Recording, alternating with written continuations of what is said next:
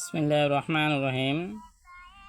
আল্লাহ তাআলা বলেন, যে ব্যক্তি আমার দ্বীনের সাহায্য করবে, আমি আল্লাহ তাকে সাহায্য করব। শত্রুর মোকাবেলায় আমি তাকে নিরাপদ রাখব। তো দ্বীনের সাহায্য কি? দ্বীনের সাহায্য হইল মানুষকে আল্লাহর দিকে ডাকা। এটা হচ্ছে দ্বীনের সাহায্য। তা আমি দ্বীনের সাহায্য করলে আল্লাহ তাআলা আমাকে সাহায্য করবেন, শত্রুর মোকাবেলা আমাকে নিরাপদ রাখবেন।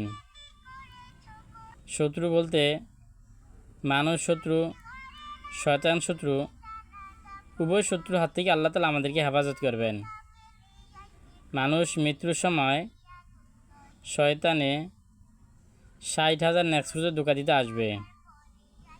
তো ওই সময় যদি আমি দ্বীনের সাহায্য করে থাকি, ওই সময় আল্লাহ তাআলা আমাকে শয়তানের হাত থেকে হেফাজত করবে এবং ঈমানের সাথে আল্লাহ তাআলা আমাকে মৃত্যু দান করবেন।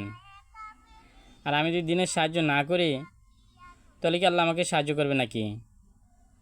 নামাজ পড়লে হচ্ছে পুরস্কার দিবে। হ্যাঁ, তো নামাজটা তো ওইরকম হইতে হবে যেরকমভাবে সাহাবাই কেরাম নামাজ পড়ছে। সাহাবাই কেরাম নামাজ পড়া সম্পূর্ণ সমস্যার সমাধান করছে, সম্পূর্ণ মাসলা তারা হাল করছে নামাজের দ্বারা। এখন আমি আপনি নামাজের দ্বারা কি সমস্যা সমাধান করতে পারতেছি?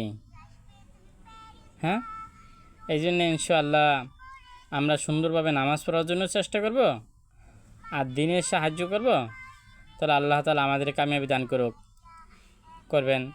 এই জন্য আল্লাহ তাআলা যে কথাগুলো বললাম, শুনলাম, শুননেওয়ালা বলনেওয়ালা ওইভাবে আল্লাহ তাআলা এই কথার উপর আমল করার তৌফিক দান করুক।